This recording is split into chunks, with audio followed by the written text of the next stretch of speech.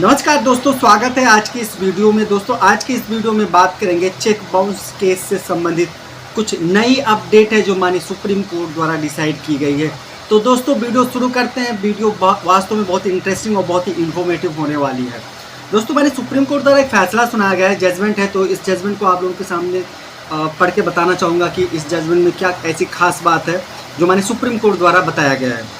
देखिए, supreme court ने एक महत्वपूर्ण फैसले में, जैसे कि आप लोगों को बता चुका हूँ, जो एनआई एक्ट की धारा 138 है, चेक बाउंस के मामले में उन्होंने कहा कि जो शिकायतकर्ता होता है वो दंड प्रक्रिया संहिता यानी सीआरपीसी की धारा 2AA, भारतीय नागरिक सुरक्षा संहिता की धारा 2Y के अर्थ में एक पीड़ित जो होता है, इन्होंने पीड़ित की जो डिफिनीशन दी है, पीड़ित है वो सीआरपीसी की धारा 372, बीएनएस की धारा 413।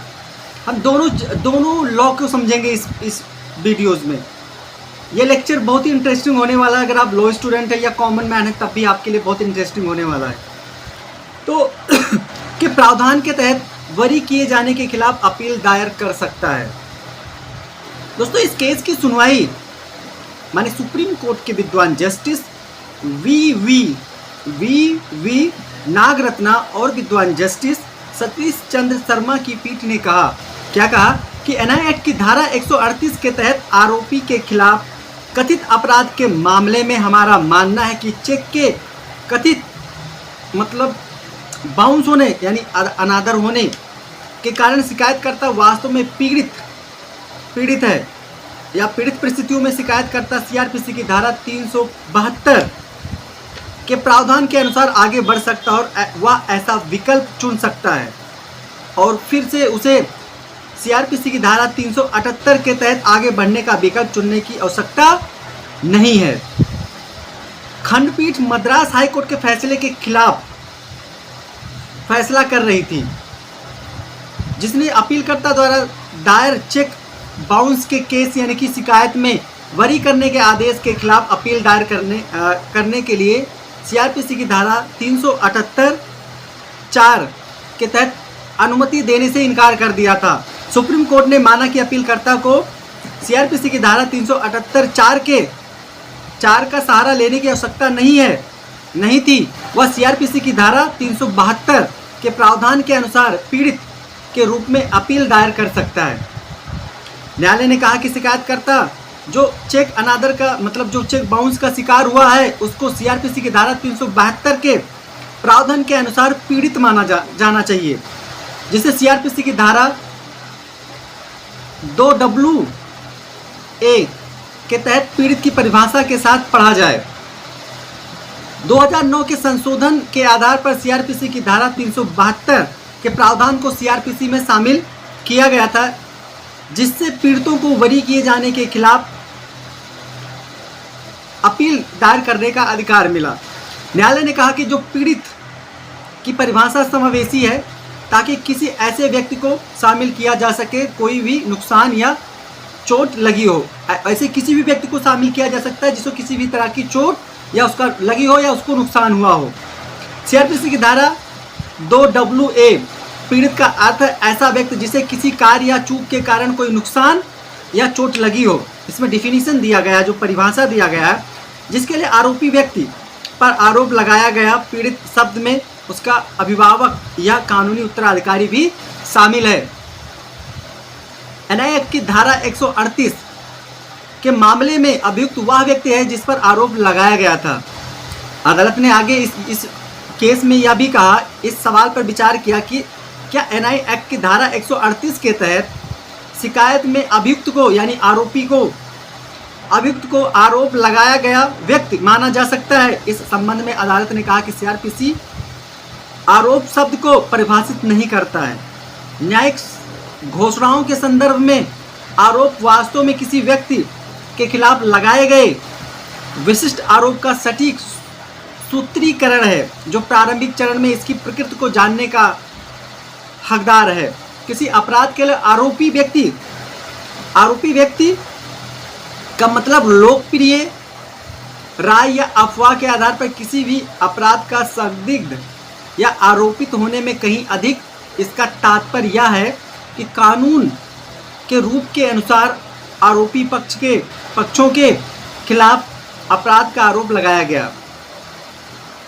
देखिए, न्यायालय ने एनआई एक्ट की जो प्रावधान पर गौर करने के बाद जो अभियुक्त के खिलाफ एक अनुमान बताता है या जो बनता है, जो लगाया जाता है, तो इस तथ्य में ध्यान देते हुए इसमें कहा गया कि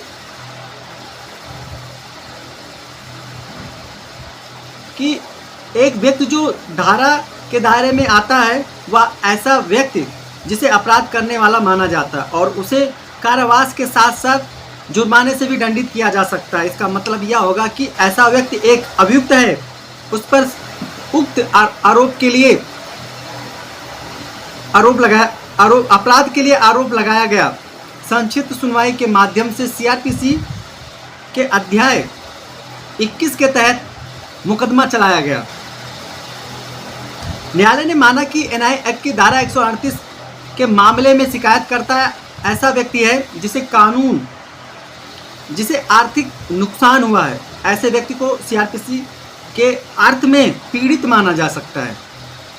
साथ में कोर्ट ने यह भी कहा कि अधिनियम के तहत अपराधों के संदर्भ में विशेष रूप से उक्त एक्ट की धारा 138 के तहत शिकायतकर्ता स्पष्ट रूप से पीड़ित है, जिसने चेक के अनादर के कारण अभियुक्त द्वारा भुगतान में चूक के कारण आर्थिक नुकसान और चोट का सामना किया, जिसे उस प्रावधान के तहत अपराध माना जाता है। ऐसी परिस्थिति में यह उचित, तर्कसंगत और सीआरपीसी की भावना के अनुरूप होगा। अधिनियम के तहत अगर माना जाए, देखा जाए तो सीआरपीसी की धारा 2AA के अर्थ में पीड़ित के रूप में योग्य है। नतीजन ऐसे शिकायतकर्ता को धारा 372 के प्रावधान का लाभ दिया जाना चाहिए, जिससे सीआरपीसी की धारा 378(4) के तहत विशेष अनुमति मांगे बिना अपने अधिकार में बरी किए जाने के आदेश के खिलाफ अपील जारी रख सके। देखिए, इस पूरा वीडियो को समझने के बाद, इस जजमेंट को पढ़ने के बाद में यह स्पष्ट होता है कि जो पीड़ित कोई व्यक्ति है, अगर उसको बरी कर दिया गया है तो और किसी अक्यूज पर्सन को बरी कर दिया गया है, खासतौर पर चेक बाउंस के मामले में, और इसमें जो आरोपी होता है उसको बरी कर दिया जाता है, तो इसमें जो पीड़ित होता है, जो चेक बाउंस जैसे प्रॉब्लम को झेल रहा है, वो सीआरपीसी की धारा 372 के तहत अपील में जा सकता है उस बरी किए गए आदेश के अगेंस्ट। तो इसमें बताया गया, साथ में देखिए, अगर बात किया जाए तो न्यायालय ने साथ में यह भी कहा कि जो धारा 372 का प्रावधान है, इसे अभियुक्त के बीच में कोई अंतर नहीं करता है, जिस पर दंडात्मक कानून के तहत अपराध का आरोप है या ऐसे व्यक्ति के बीच जो अधिनियम की धारा 138 के तहत अपराध करने वाला माना जाता है। धारा 372 का प्रावधान बिना किसी शर्त के अपील दायर करने का पूर्ण अधिकार प्रदान करता है। एक्ट की धारा 138 के तहत शिकायतकर्ता पीड़ित है, जिसे उक्त प्रावधान के तहत अपील करने का भी अधिकार होना चाहिए। केवल इसलिए कि अधिनियम की धारा 138 के तहत कार्रवाई शिकायतकर्ता द्वारा सीआरपीसी की धारा 200 के तहत शिकायत दर्ज करने के साथ शुरू होती है, वह पीड़ित नहीं रह जाता है, क्योंकि केवल चेक बाउंस का जो शिकार होता है वह व्यक्ति ही शिकायत दर्ज कर सकता है। इस प्रकार अधिनियम की धारा 138 के तहत शिकायतकर्ता और पीड़ित दोनों एक ही व्यक्ति हैं। न्यायालय ने आगे कहा कि इन परिस्थितियों में हमें पता है कि अधिनियम की धारा 138 के प्रावधान के अनुसार यदि बरी कर दिया जाता है तो उक्त अपराध के पीड़ित व्यक्ति, अर्थात वह व्यक्ति जो सीआरपीसी की धारा 372 के प्रावधान के अनुसार अनादरित चेक की आय का हकदार है, उसके विरुद्ध दंडात्मक प्रावधान की प्रकृति में पीड़ित के रूप में कार्रवाई की जा सकती है। ध्यान रहे, यदि बरी कर दिया जाता है तो उस उक्त अपराध के पीड़ित व्यक्ति, अर्थात वह व्यक्ति जो सीआरपीसी की धारा 372 के प्रावधान के अनुसार चेक बाउंस जो होता है वो चेक की आय का हकदार है, उसके विरुद्ध पीड़ित के रूप में कार्रवाई की जा सकती है।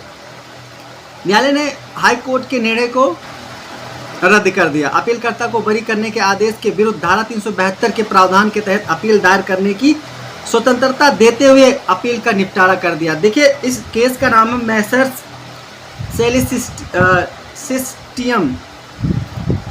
सेलेस्टियम फाइनेंशियल बनाम ए ज्ञान सेकरन। देखिए इस जजमेंट में अगर हम देखें तो इससे एक ये चीज़ स्पष्ट होता है कि अगर चेक बाउंस, अगर हम इसका कंक्लूजन की बात करते हैं, निष्कर्ष क्या निकला, तो इससे यही पता चलता है कि चेक बाउंस मामले में अगर किसी अक्यूज पर्सन को, आरोपी को बरी कर दिया गया है, ठीक है, तो उस बरी करने के आदेश के खिलाफ जो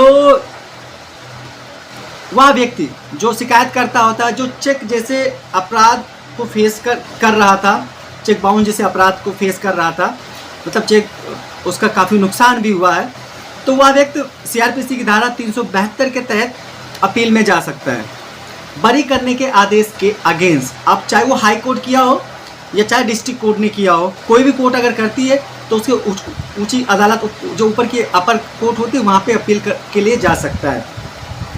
आप लोगों को बताना चाहूँगा ये जो सीआरपीसी की धारा 372 है वो बदल चुका है। 372 अब कुछ और हो गया है, तो इन सब चीज़ों को ध्यान रखिए। अगर आपका कोई 300 इसके बाद में भी अगर आप लोगों का कोई सवाल है तो कमेंट करके पूछ सकते हैं। जी हाँ, वो हो गया है बीएनएस जो भारतीय नागरिक सुरक्षा संहिता की धारा 413 हो गया है, जो सीआरपीसी की धारा 372 था। इसमें पीड़ित जो होते हैं उनके बारे में व्याख्या की गई है और बताया गया पीड़ित का किस तरह से नुकसान होता है। इसमें आप सीआरपीसी की धारा जो 2WA है उसके बारे में भी बताया गया है। तो इन चीज़ों के बारे में व्याख्या करते हैं। दोस्तों आशा करते हो इस वीडियो से आप लोगों को काफ़ी ज़्यादा कुछ सीखने के लिए मिला होगा। मिलता है एक नई वीडियो में। बहुत बहुत धन्यवाद।